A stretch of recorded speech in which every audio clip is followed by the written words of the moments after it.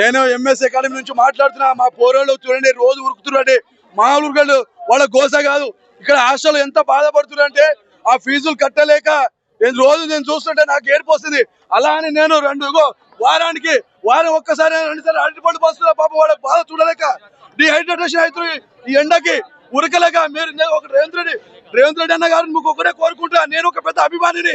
నేను ఒకటే చెప్తున్నా అండి, ఇగో నోటిఫికేషన్ తొందరగా రిలీజ్ చేయాలని మనస్ఫూర్తిగా కోరుకుంటున్నాను. ఇక్కడ ఎందుకంటే గత 5 సంవత్సరాల నుంచి ఇక్కడ నోటిఫికేషన్ అస్సలు లేదండి. 2022లో నోటిఫికేషన్ ఉందంటే నేను కూడా రాసినాను, కాకపోతే నాకు ధైర్యం లేక నాకు రాలేదు. పెద్ద మ్యాటర్ కాదు, కానీ నేను రాలేదు, బాధపడలేదు. నేను కూడా జీవో నెంబర్ 46 క్యాండిడేట్ మనస్ఫూర్తిగా కొంటున్నాను. ఇంకోటి సుధీర్ రెడ్డి సార్ ఇలా ఎంతమంది ఇలా బాధపడుతున్నారు అంటే చాలా బాధపడుతున్నారు. సో అందరికి వాళ్ళకు వెంటనే మీరు నోటిఫికేషన్ రిలీజ్ చేయాలని, 19,000 నోటిఫికేషన్ వెంటనే రిలీజ్ చేయాలని మనస్ఫూర్తిగా ఉంటారు. గత నోటిఫికేషన్ కూడా బాగా ఇచ్చారు. ఎస్ఐబిసి 5,000 ఇస్తే ఎవరికి సరిపోతుందండి? అది సరిపోదు. మీరు దగ్గర 12 నుంచి 14 లక్షల మంది ఉన్నారు ఈడ. అది దగ్గర చూడండి, 10 లక్షలు 12 లక్షల మంది అప్లై చేస్తే 90,000 మంది వస్తున్నారు అంటే చూడు. మీరు ఈవెంట్స్ విషయంలో కూడా 3.8 లాంగ్ జంప్ కంపల్సరీ దానికి పెట్టండి అండి. మీకు దండము, మీకు పాదాభివందనలు కోరుతున్నాను నేను మనస్ఫూర్తిగా. స్టూడెంట్స్ మాత్రం రన్నింగ్ విషయంలో మాత్రం చాలా బాధపడుతున్నారు.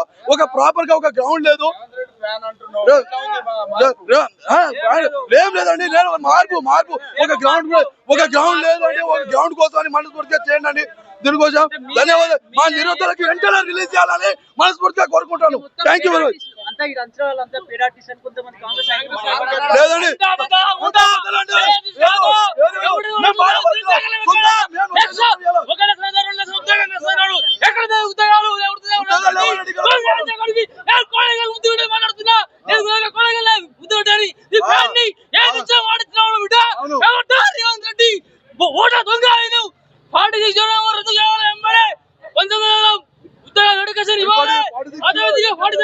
చాలా మంది గ్రామీణ ప్రాంతాల్లో నష్టపోతున్నారు.